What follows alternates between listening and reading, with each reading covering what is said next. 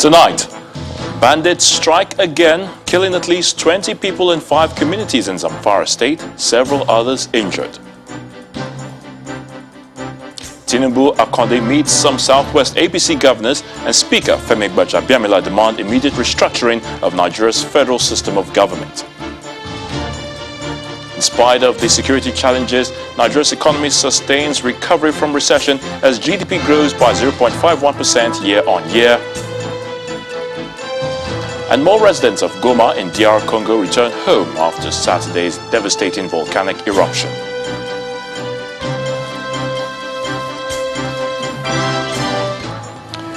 Banditry is not abating, or the latest being from Zamfara State, where at least 20 people have again been hacked to death by gunmen who attacked 5 communities in Zamfara State, killing 20 people and injuring several others. The affected communities are Gabaken, Rigia, Donroyi, Torawa, and Riwoji in Zurmi and Kaura Namoda local government areas of the state. Residents of the communities told Channels Television that the bandits came in their large numbers on motorcycles around 2 p.m. yesterday and started shooting sporadically.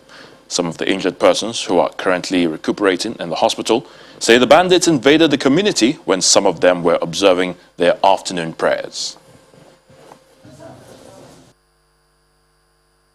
We want to tell the world the conditions of Zamfara State people today, more especially in Zurmi, Birnin Magaji, and Kaura Namoda, the local government, that today banditry activities, to our understanding, have even turned is worse than Boko Haram to our own understanding, because we have seen their operation with more than 250 bikes, each with AK-47. They attack different villages. They attack a village called Gabaki and kill 5 people. Torawa, they kill 5 people. The other village called Gigia, they kill 1. In a village called Oroi in Zurmi local government, they kill 4 people. In a village called Rioji, where I came from, they kill 1 and injured 7 people, including my father's younger brother. Secondly, we have a squad of people in General Hospital, Kaura Namoda, some in General Hospital, Birnin Magaji, and some has been taken to Gusau. So we want to tell the world today that they should witness what is going on in Zamfara State, and we are calling the Nigerians, we are calling our National Assembly and all the executive of Zamfara State airline to do something, to do whatever necessary, and stop banditry activities, because it is getting worse.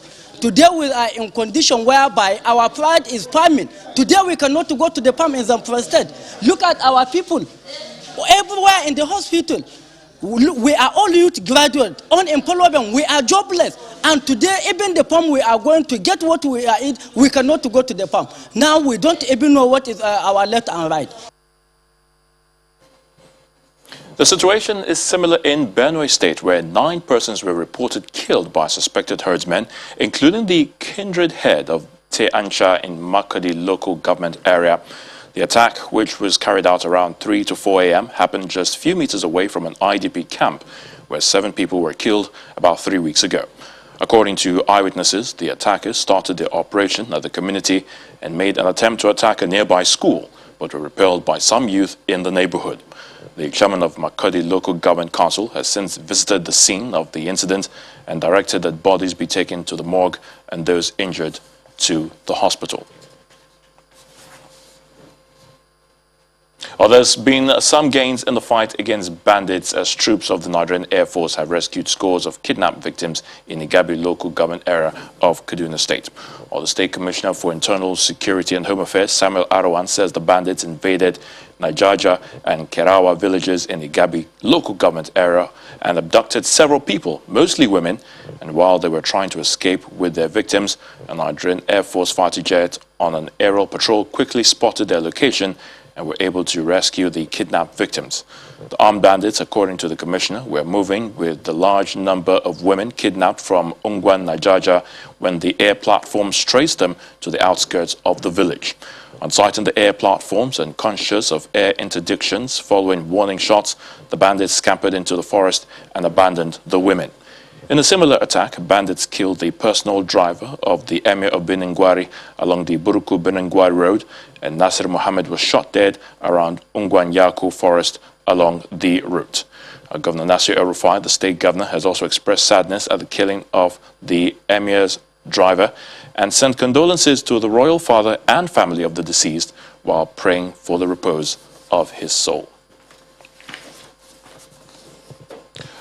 Moving on down south, police have repelled an attack on a divisional headquarters at Ubodo in Ebonyi local government area of Ebonyi State. Now, according to the State Police Public Relations Officer, Loveth Oda, some of the hoodlums numbering about 20 drove into the divisional headquarters in the early hours of today with a bus, shooting sporadically at the policeman on duty, which led to the death of an officer. She explained that the attackers were engaged by officers of the command in a gun duel, which resulted in the killing of one of the assailants and the recovery of an AK-47 rifle. Other members of the group were said to have taken to their heels. Meanwhile, the State Commissioner of Police, Aliyu Garba, has visited the division and has also ordered a manhunt for the fleeing hoodlums. Authorities in Kano State say at least 50 persons, including 5 firefighters, were injured in yesterday's fuel tanker explosion at a filling station in Sharada in Kano Metropolis. The State Commissioner for Works, Garba Idris, says 51 persons were affected as he blames the filling station for violating procedure of offloading the substance in daytime despite the scorching sun. The victims have been taken to the Murtala Mohammed Specialist Hospital and Nasarawa hospitals, while the state government is appealing to the public to always call the fire service immediately they encounter any fire incident. Now, for former Chief of Defense Research and Development Major General Henry Ayola, Nigeria's armed forces need overwhelming force to overcome the various destabilization forces, particularly the Boko Haram in the northeast. General Ayola, who is also a former commander of Operation Safe Haven in Nigeria's north-central region, says with a combination of more personnel, arms and strategic training, the war can be won more quickly. Need to win that war and win it in the shortest time is overwhelming force. And when I say overwhelming force, it starts with the troops on ground. It starts with the numbers. It goes on with the numbers in equipment, in armament, and of course superior intelligence, superior psychological operations, superior information warfare, information operations, superior propaganda. We have to beat them all around. What we call multi-domain operations, a kind of integrated operations. Multi-domain, multi-mode, integrated operations. I had written a paper suggesting effects-based strategies and effects-based operation, which encompasses all of this. We need that. We need to mount. When I say superior force, it's overwhelming force we're talking about. Typically, the teaching is that if you are going to attack an enemy, it should be a minimum of ratio 3 to 1. Ratio 3, you having ratio 3 to 1 of that of the enemy. But if you actually now want to deploy overwhelming force, then you are talking of something greater than ratio 3 to 1. And that we cover all around, in equipment, in armament, in personnel, in information, in intelligence, all around. That's a tall task for the armed forces right now. For the full interview with General Ayola, do watch Newsnight tomorrow. That's Monday, May the 24th at 9 p.m. right here on Channels Television. Restructure Nigeria now. That is the message coming from some chieftains of the ruling All Progressives Congress, APC, to the Buhari administration. They are demanding a remodeling of the present structure to a true federal state. The APC leader, Bola Tinubu, the party's first national chairman, Chief Bisi Akande, a former governor of Ogun State, Segun Oshoba, retired military officer General Alani Akinrade, the Speaker of the House of Representatives, Femi Gbajabiamila, and governors of Lagos, Osun, and Ogun States met and came up with that position. They also distanced themselves from the separatist agitations, and they met in Lagos today. Our political correspondent, Sheon Okinbaloi, tells us more. After over 3 hours of deliberations, they emerged from the meeting room and straight they reviewed the agenda. Former APC National Chairman Chief Bisi Akande, does the telling, and first they make known their position on some of the recent agitations by some groups calling for secession. We express our strong opposition to separatist agitation and hate speeches, while urging those indulging in such to desist forthwith. We renew our belief in the unity, stability, and sustainability of the country. That stated, and to a very popular debate across the land, restructuring, their demand is clear: more power to the states. We hold to the view that through federalism, where more power and resources are allocated to the states, through federalism and the reallocation of resources and authority that comes with it, will empower the states to solve localized issues before they spread and transform into national ones. The Southern Governor's stance on open grazing is endorsed here, and have a demand from the central bank. We endorse the position of the Southern Governors taken at their May 11, 2021 summit in Asaba, Delta State, regarding ranching federal government to provide, through the Central Bank of Nigeria, short, medium, and long-term financing for states and those who may wish to set up ranches. Particularly, the APC leader and former Lagos Governor Bola Tinubu addresses a different matter, and it is about the forthcoming Lagos local government election and the internal affairs of the APC. I have not endorsed or proclaimed anybody, not one single person,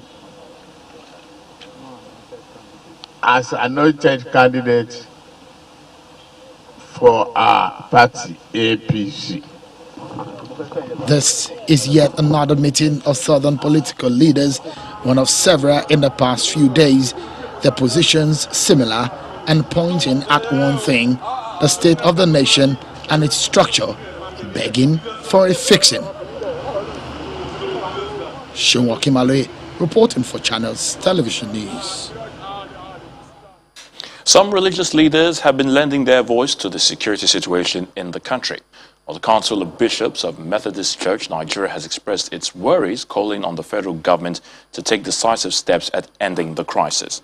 The clergymen also want the Minister of Communications and Digital Economy, Issa Pantami, removed from office following allegations that he may have links with terrorist organizations. The leadership of the Methodist Church recommends that the government convokes a national conference to address issues threatening the country's unity.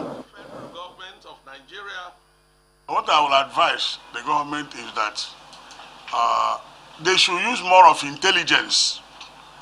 Identify those who destroy the society or attempt to destroy the society, no matter where they come from, and deal with them.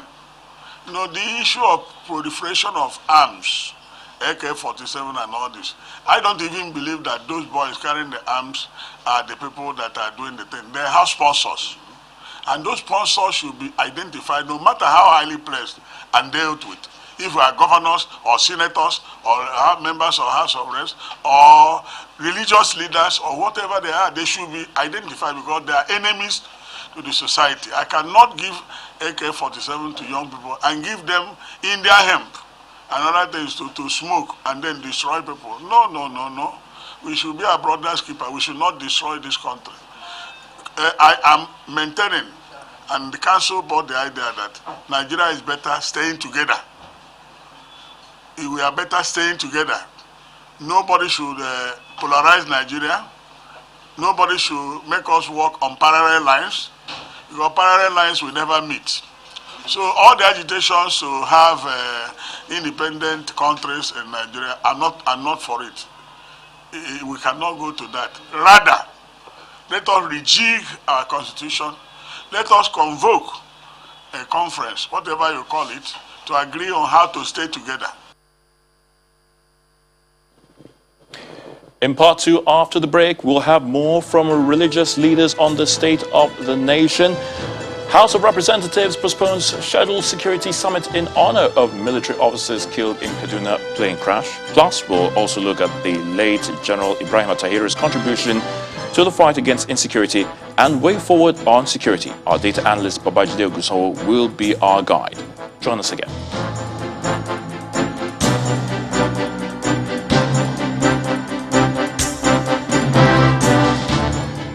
Welcome back. If you just joined us, you are watching the news at 10 live on Channels Television Lagos. A reminder of our top stories.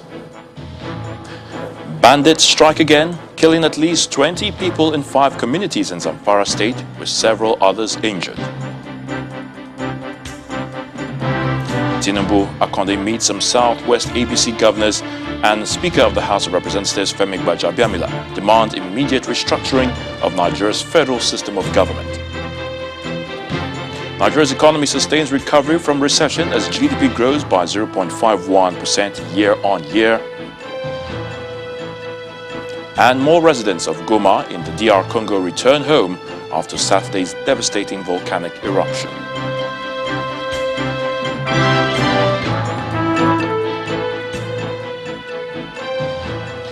For the former Archbishop of Abuja Diocese, Cardinal John Onaiyekan, there is a need to convene a national dialogue where the terms of remaining as one nation can be negotiated. Cardinal Onaiyekan made the call at a meeting with the TIV professional group where the insecurity in Benue State and other parts of the country was discussed. According to him, such dialogue will allow all ethnic nationalities in the country to understand the requirements and obligations of remaining together as one Nigeria.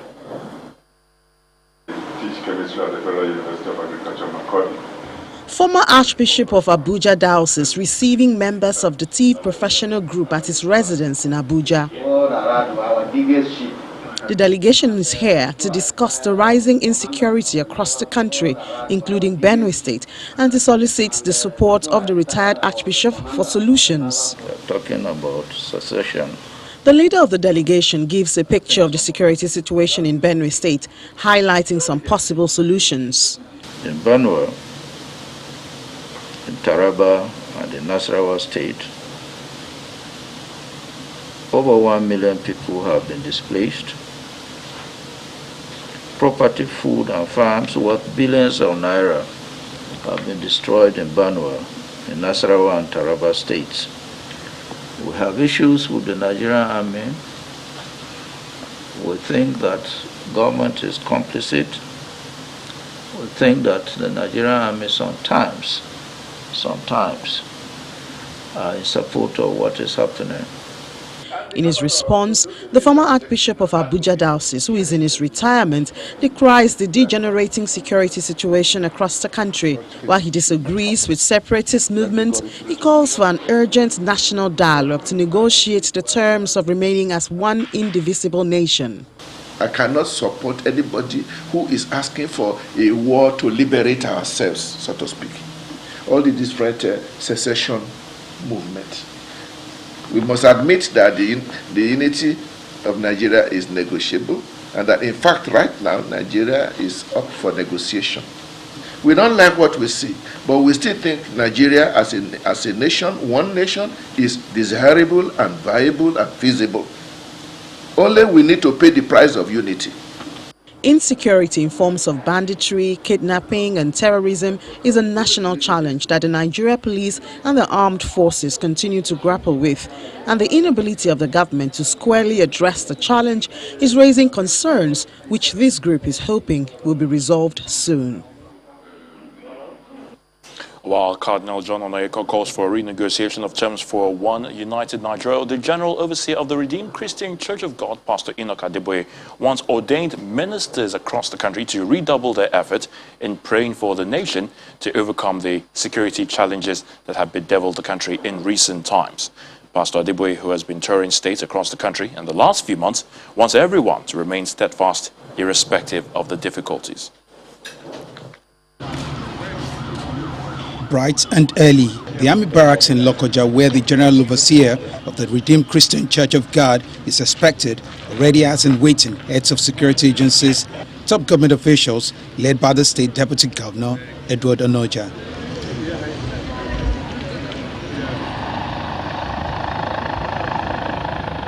The chopper conveying the General Overseer is sighted as it approaches the runway.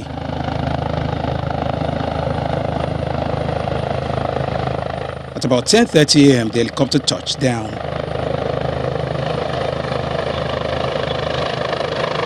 The governor's delegates and representatives of the church who were already anticipating Pastor Adeboye's arrival gives him a warm welcome.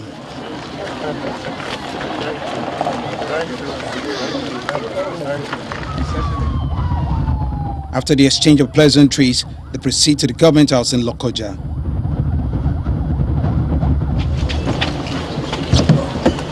Governor Yaya Bello and other dignitaries are also already on hand to receive their special guest.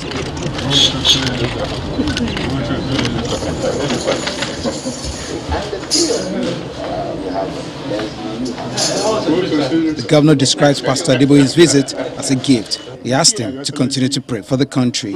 This is not the time to sing or chant or, talk tough and preach war. No, this is not the time. This is the time we should all hold ourselves together. This is the time all faith and all backgrounds, all ethnic groups, we should come together as one united Nigeria. This is the time we should all be our brothers' keepers. Please pray for us. The first chapel in Government House has been built by you. We are delighted, sir. I want to assure you that we will keep on praying for you. We will keep on praying for the people of your state. And I believe that the Almighty God will answer our prayers for you. Because the last time we were here, that was several years ago. The General Overseer prayed for the governor and his cabinet members. He also prayed for the nation. Thank you, my Father and my Lord. Thank you, Lord. In Jesus' mighty name, we are praying. Amen. The General Overseer in the company of Governor Yaya Bello went to the Government House Chapel to also pray for the state. The pastor wrapped up his visit, meeting with ordained ministers at the Redeemed Christian Church of God. He urges them to be steadfast and continue to pray for the nation.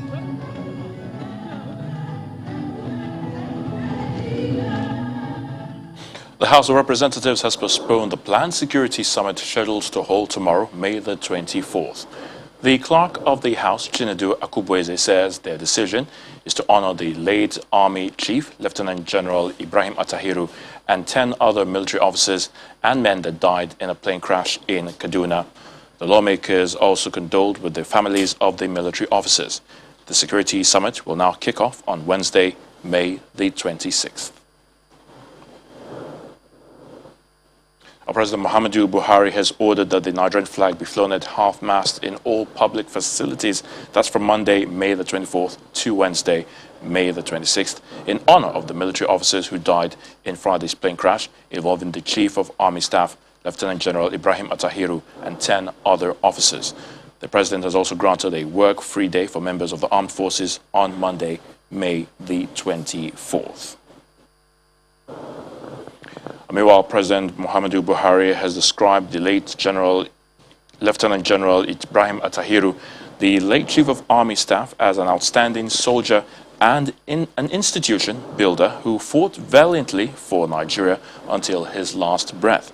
In a telephone conversation on Sunday evening with Mrs. Fati Ibrahim Attahiru, the wife of the late Chief of Army Staff, and the spouses of the other deceased officers through her, the statement from the presidency reads in part, President Buhari hailed the sacrifices of the military men who lost their lives and the armed forces in general, saying that Nigerians will continue to appreciate and support the fearlessness with which our courageous soldiers are confronting the threats facing the nation.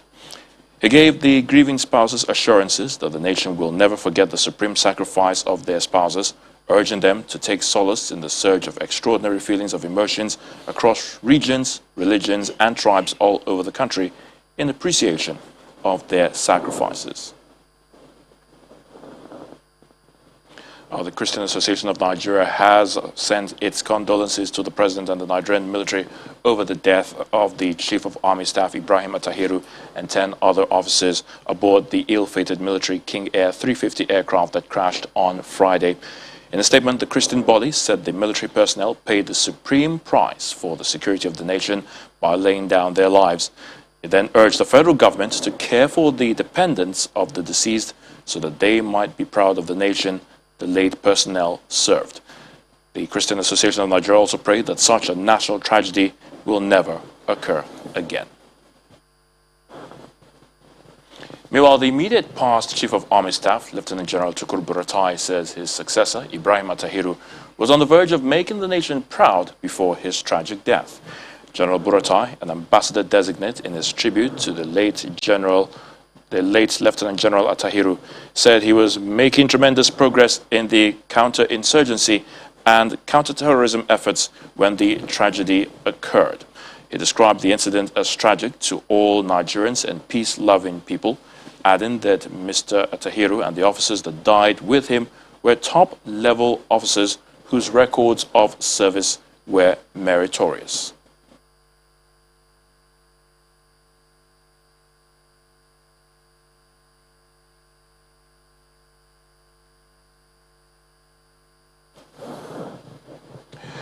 And still ahead on the news at 10, we'll have more on the late Lieutenant General Ibrahim Attahiru. Our analyst, Babajide Ogunsonwo, of course, is here, and he will be telling us more on that. Join us again.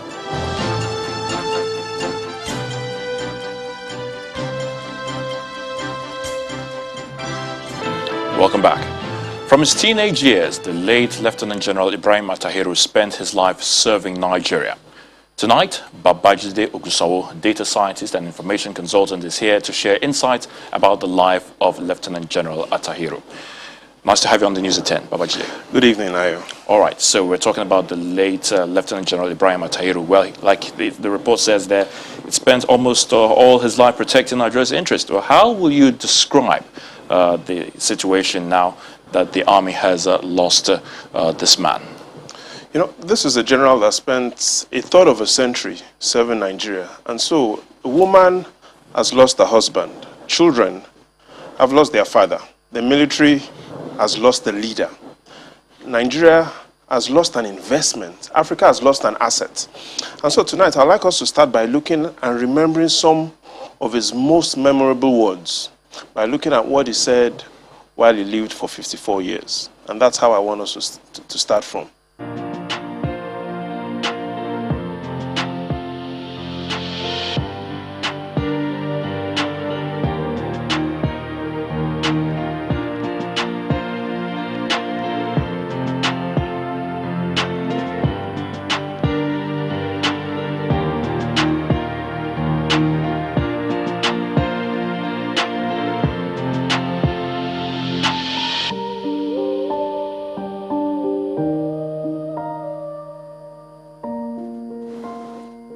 Well, indeed, it was a long and prestigious career there. So what were the highlights? What would you say were the highlights of the late Lieutenant General Attahiru? There are three things we could look at. We could look at his schooling, we could look at the medals and awards he won, and then we look at his career and how he made those progress. But let's take a look at a lot of what he learned and what made him a standout leader. And if we look at where he studied, starting from Nigeria, went to the National Defense Academy. And if we focus on that, we'll see how the progress was made. Nigeria was a graduate of the Nigerian Defense Academy, had a master's degree where he also was an instructor, Armed Forces Command Structure. He also studied in Kenya, went to the National Defense College in Kenya. He also did a lot of studies in Europe. And if you look at the schools he went to, we saw he had a lot of experience from the Salford University, where he had a master's degree in human resources management. He also went to Switzerland and also the prestigious Kennedy School of Government. So we've seen a lot of experience that the country has lost from Lieutenant General Ibrahim Attahiru. But also, let's take a look at some of the medals and honors he received in his career. He had an ECOMOG medal, he had a Forces Service Star Medal, a Grand Service Star Medal, a Command Medal, a Field Command Medal, a Corps Medal of Honor, and a Field Command Medal of Honor. These are some of the most prestigious medals any living general can possibly get. These are the best of the best and are only reserved for those that are exceptional.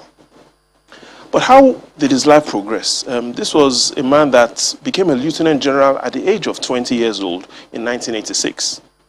And so from 1986, we see him progress. First lieutenant, captain, became a major, a lieutenant colonel, a colonel, a brigadier general, a major general, before ending as a 3-star lieutenant general. So we've seen in all, we've lost experience.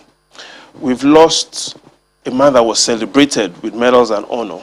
And we've lost a man that had one of the most remarkable career progression from a young man of age 20 to passing away on Friday at age 54.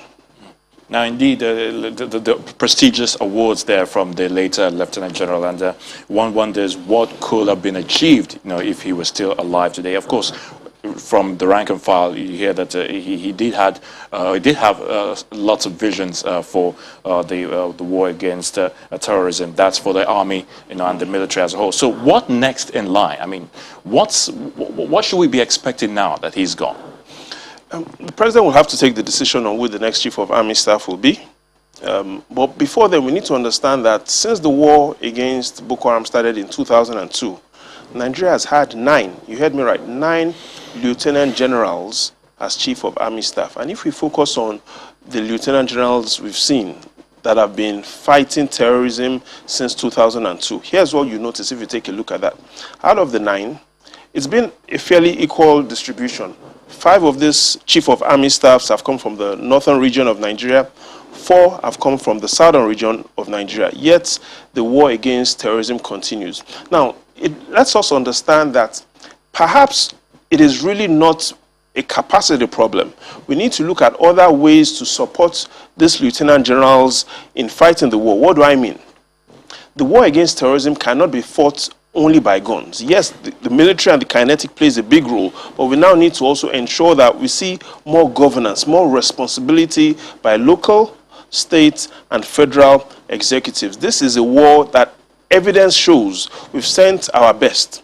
9 chief of army staffs since 2002, yet the war persists. It allows us to make a conclusion that perhaps we can't put all the blame on the feet of these soldiers. We need to ask, what is missing in the puzzle in the northeast, the north central, the northwest, the southwest, the south-south, and the southeast? And if we look at that puzzle clearly, we'll see we still need more effective governance at the local, at the state, and at the federal level. Which brings us to the next question. I mean, looking at the present security situation in the northeast, I mean, of course, the late Lieutenant General Tahiru was once a commander in the Northeast. I want to believe it was a theater commander, on the war and on insurgency now. And now that he's gone, what's the situation as it is? Like a Major General said, everybody's feeling hemmed in. But if we look at the Northeast, one state pops out, Borno State. Tonight, I'd like to explain a bit more about Borno, looking at the economy, looking at the geography, and then looking at the culture. First, Borno. Borno State has a poverty rate of above 60%. Borno State has an unemployment, including underemployment rate of above 60%. Borno State depends on the federal allocation more than 60% for its income. And so we see that first, on an economic structure, there's an economic challenge in Borno. Now, let's look at the geographic structure of what's going on in Borno. Now, please listen carefully to this, because a lot of people that are tweeting and commenting from Lagos really don't understand it. Borno State is 16 times, you heard me right, 16 times the size of Lagos. There's a local government in Borno State called Damboa. Just this one local government in Borno, out of Borno's 27 local governments, one local government is bigger than Lagos State. Think about that for one moment. One local government in Borno State is bigger than all of Borno. And so looking at what's going on in Lake Chad, 3 local governments stand clear: Kukawa, Abadan, Mate.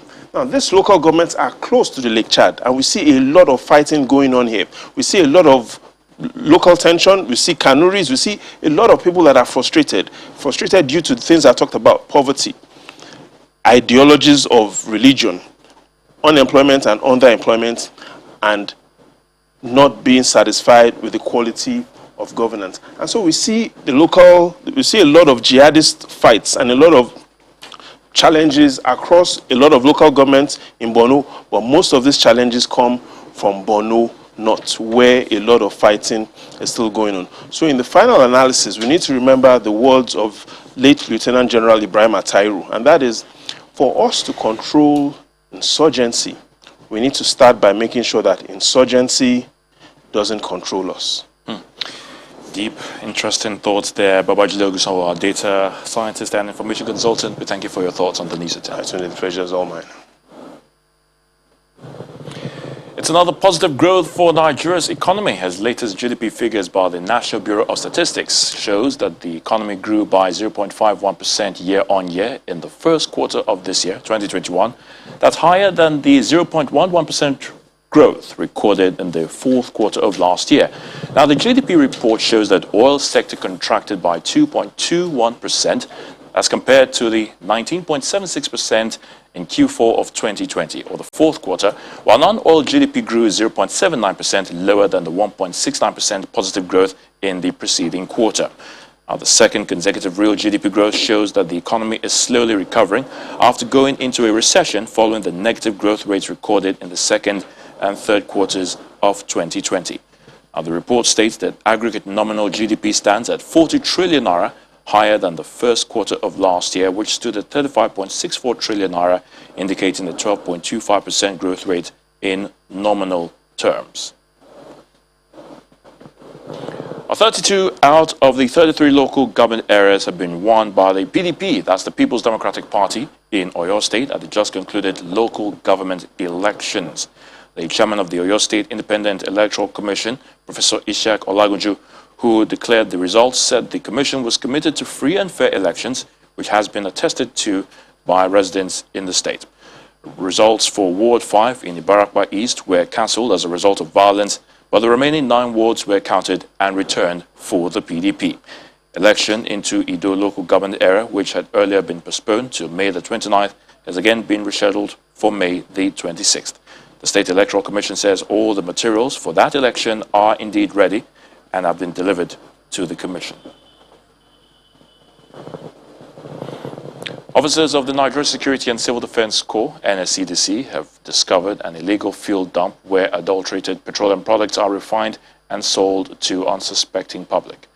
The State Commandant, Michael Oga, says the illegal fuel dump is a rendezvous where oil thieves carry out their nefarious activities. The anti-vandal squad of the NSCDC has arrested 4 suspects for vandalizing railway materials in Kafanchan, Jama'a local government area of Kaduna State.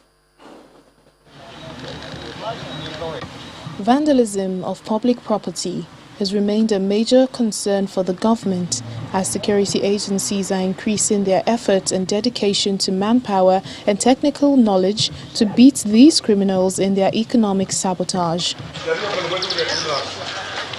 To fight this menace, officers of the Nigerian Security and Civil Defense Corps in Imo State uncovered an illegal fuel reservoir located around Evan Ewerem Way in Owerri, where adulterated petroleum products are illegally refined, stored and sold to unsuspecting Nigerians. That is a dump where all the stolen products elsewhere are kept for distribution, so we don't know whether it's for local consumption or they're taken outside the state. We will not allow them to destroy the state. We are here to clean the state of oil theft. Apart from the theft, during the process of refining, it's affecting the environment. It's causing environmental degradation. So we say that they should park and leave Imo State. Anybody who failed to park, we're going to arrest him and we're going to prosecute. In Kaduna State, officials of the NSCDC arrested 4 suspects for vandalizing railway material in Kafanchan, Jema'a local government area. Our men on a tip-off embedded a location of vandalization at Jagindi and met criminals vandalizing railway sleepers. So the Nigeria Security and Civil Defense Corps is all out to track them and take the necessary action in order to bring them to the book. The NSCDC says it will continue its work and intensify its interrogation while working with other security agencies to curb crime in the country. The National Drug Law Enforcement Agency, the NDLEA, has intercepted illicit drugs worth over 8 billion naira at the Murtala Mohammed International Airport, Ikeja, Lagos, and arrested one suspected trafficker. The suspect, a Brazilian-based drug kingpin, Ejiofor Nweraku, who leads a syndicate, was arrested for importing 27.95 kilograms of cocaine using their organized criminal gang, which specializes in planting drugs in the luggage of innocent travelers. According to the NDLEA spokesperson, Mr. Femi Babafemi, based on intelligence, narcotic agents at the Murtala Mohammed International Airport had on May the 8th this year intercepted a bag that arrived at the Lagos airport from Gru, Brazil, via Addis Ababa, Ethiopia, on the Ethiopian Airlines, but was disclaimed by an arriving passenger on that flight. Mr. Babafemi says on May the 9th this year, a man came to negotiate the release of the disputed bag, but when it was opened, 36 blocks of cocaine weighing 27.95 kilograms was found inside it. Mr. Nweraku confessed to have been contracted by his Ethiopian associate, a notorious drug baron, to claim and push out the consignment to Lagos. He also admitted to have paid $24,500 bribe in 3 tranches to compromise NDLEA officers. His group is suspected to be responsible for recruiting traffickers to move illicit drugs to various destinations using Nigeria as their transit location. The Sokoto State Commissioner of Police, Mr. Kamaldeen Okunlola, is assuring Nigerians that the police will thoroughly investigate the case of a 12-year-old girl locked in a makeshift cage in Sokoto for 8 months. Now, the Commissioner gave this assurance while speaking to journalists in the state. The caging of the 12-year-old girl by her relatives has shocked residents of Sokoto State, and they are now demanding that the culprits be prosecuted. Shocked neighbors gather around this makeshift cage. They can't believe a 12-year-old girl was confined here for 8 months. A couple, Basi and Esther from Akwa Ibom State, have been accused of caging their 12-year-old female relative inside this zinc house in the last 8 months without sufficient food. The couple and their 3 children live in a 1-bedroom apartment in this compound in Dadinkowa area in Sokoto State. The child was rescued after neighbors discovered her and reported to the police. Children were playing and they mistakenly fall on the cage where she was being kept, and the cage happens to open. And we now saw the girl and we started taking the immediate action by reporting to the appropriate authorities that are in charge, who can take further steps in order to make sure justice is gotten for the girl. The Sokoto State Police Commissioner, in the company of the State Commissioner for Women and Children Affairs, as well as officials of a national agency for the prohibition of trafficking in persons, visit the crime scene to get first-hand information.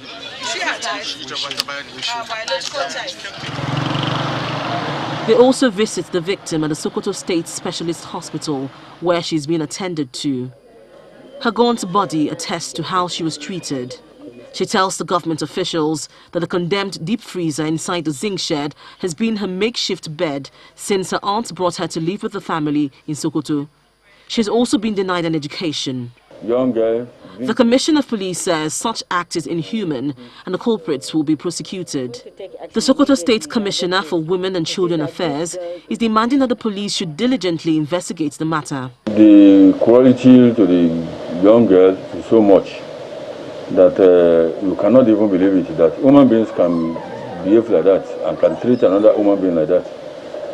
And since it has been discovered, the neighbors has also contributed a lot, because though they said they are not aware of this young girl being caged. We are going to take action immediately by God's grace to see that this girl is not malnourished. We will take care of her medication, and we will collaborate with the police to ensure that they punish this thing and maybe take them to court for prosecution, and we will follow it. Back at the scene of the crime, a crowd of spectators surround the residents as they get wind that the police have brought the alleged suspect to the house for more investigative work. The police is holding the suspects in custody for investigation and onward prosecution when the industrial action embarked upon by the Judicial Staff Union of Nigeria ends. Governor Maruf Interior of Adamawa State has revealed that the quest to diversify the economy of the state and expand the revenue stream of the state has become necessary to maximize the areas of comparative advantage. The governor made this comment during the commissioning of the Tungu electrification and road project in the state.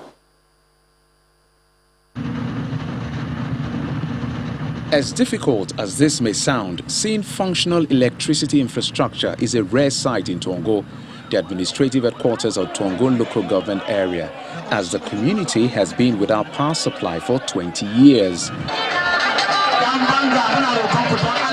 Little wonder Tongo town in southern Adamawa State spared nothing in welcoming their governor Maruf Interi and his special guest, a former deputy governor in the state, Bello Tuka. The residents consider the intervention as a new dawn and they commend the governor for providing succor. As the former deputy governor of the state thanks the state chief executive for remembering the people.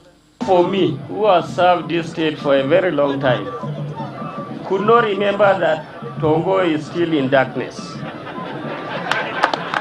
And I don't believe even people in the state capitals will believe that Tongo is in darkness. God will always bring the right person to deliver. And I think God brought you to deliver. Formerly we are using generators. Today we are going to use NEPA. And you know NEPA is very, very, very far cheaper than generator. So it will boost the business of everybody. For Governor Finteri, the electrification project aligns with his vision to promote access to economic viability. Our administration has invested enormous thoughts into opening up the state to investment. We have realized that this won't happen at no cost. We have to make the necessary sacrifice and package the state for investors. Part of the ingredients for such packaging is sustainable infrastructure that can not only confer on our urban centers the comfort and class to attract investors, but open up our rural areas for access and business. The past few weeks has witnessed a series of projects commissioning in Adamawa State to make life easier for the people and attract investors. With the addition of Tongo electrification project, the food basket of the state is now ready for major agribusiness.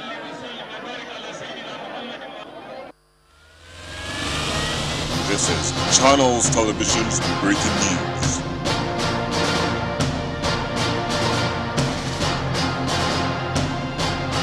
There are reports of heavy shooting in some parts of Awka, the Anambra State capital, as gunmen allegedly attacked the Police B Divisional Headquarters and the INEC Headquarters, said to be nearby. Our residents there have been warned to avoid some routes, including Roban, CBN, Aroma, and Ifite roads. Well, eyewitnesses say 3 Hilux vehicles, fully packed with armed men, stormed the B Division Police Station and then opened fire for more than 1 hour before proceeding to Ekweme Square axis, and then fired for another 10 minutes before storming the INEC headquarters to set it on fire.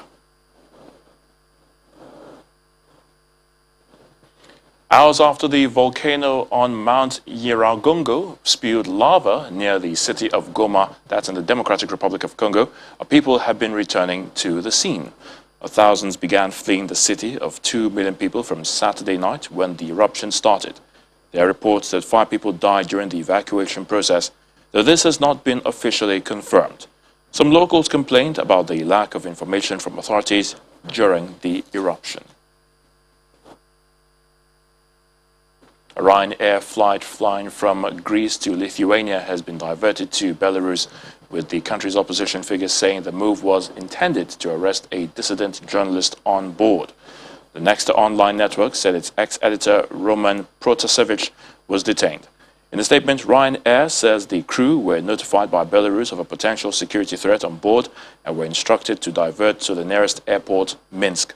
The European political figures, enraged by the move, have called for the EU and NATO to intervene. Ryanair said checks on the ground found nothing untoward and the aircraft was cleared to depart after about 5 hours on the ground.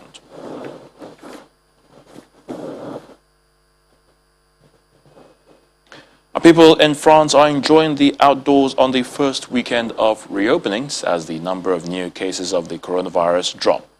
Meanwhile, Brazilian President Jair Bolsonaro continues to throw caution to the wind by organizing a motorcade rally in Rio.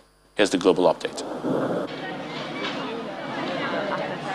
It's been a beautiful day in the French capital, and citizens have been out enjoying it. France's 7-day moving average for new COVID-19 cases held below the 14,000 mark for a fourth day running, down from a peak of more than 42,000 in mid-April when the country was in the midst of its third lockdown. France has been gradually loosening its lockdown since the start of May and hopes to lift all major restrictions by the end of June. Brazil's President Jair Bolsonaro today led a motorcade rally through Rio de Janeiro streets where thousands showed their support for the Brazilian leader, while COVID-19 infections surge and death toll mounts across the South American country. Hundreds of motorcycles riding supporters of Bolsonaro joined the caravan as he rode his motorcycle through the streets to the city's World War Monument. India's COVID-19 tally rose to 26,530,132 with nearly 241,000 new cases registered in the past 24 hours, according to the Federal Ministry of Health and Family Welfare. As many as 3,741 deaths since Saturday morning took the death toll to 299,266. After 2 days, the number of daily deaths has once again fallen below the 4,000 mark. Many states have imposed night curfews and partial or complete lockdowns, despite reluctance by the federal government to do so. Well, we've all been concerned about this new variant. Finally, health officials in Britain say a double dose of COVID-19 vaccines is almost as effective against fast-spreading variant of the coronavirus first identified in India as it is against Britain's dominant strain. A study by Public Health England found that the Pfizer-BioNTech vaccine was 88% effective against symptomatic disease from the B.1.617.2 variant, 2 weeks after the second dose. That compared with a 93% effectiveness against the B.1.7 Kent strain, which is Britain's dominant COVID variant.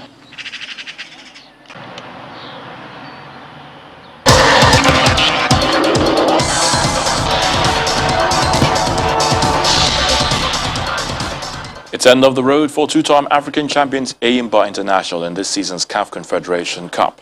Now, the People's Elephants were held to a 1-1 draw by Egyptian club side Pyramids FC at the Eyimba International Stadium in Aba earlier this evening. The visitors advanced to the semi-final 5-2 aggregate, having won the first leg by 4-1. Ibrahim Adel handed the visitors the lead in the 32nd minute of the first half. Eyimba's Anayo Iwala leveled up 8 minutes later. All efforts to increase the scoreline by Eyimba were met with stiff resistance from the Pyramids defense. Chelsea FC have secured their place in the Champions League next season, despite losing 2-1 at Aston Villa in the English Premier League final league games. Leicester's failure to beat Tottenham Hotspur saw their chance come and go, or fade away, as both Thomas Tuchel's sides still failed to win at Villa Park. Sadio Mane, the Senegalese international, netted the brace as Liverpool beat Crystal Palace 2-0 to ensure the Reds finished third in front of 10,000 supporters at Anfield. And Nicolas Pepe's brace gave Arsenal a 2-0 victory over Brighton as they ended the season with 5 straight league wins. Another final result of the season, Leeds United beat West Brom as champions Man City thrashed Everton by 5 unreplied goals. West Ham clinched 6th place and the spot in next season's Europa League group stage after comfortably beating Southampton. And the main news again. Bandits struck again in Zamfara state, killing at least 20 people in 5 communities in Kaura Namoda local government area of the state, while several others got injured in that attack. That's the news at 10. Many thanks for watching. I'm Ayo Tunde. Balogun from all of us here is good night. Stay safe.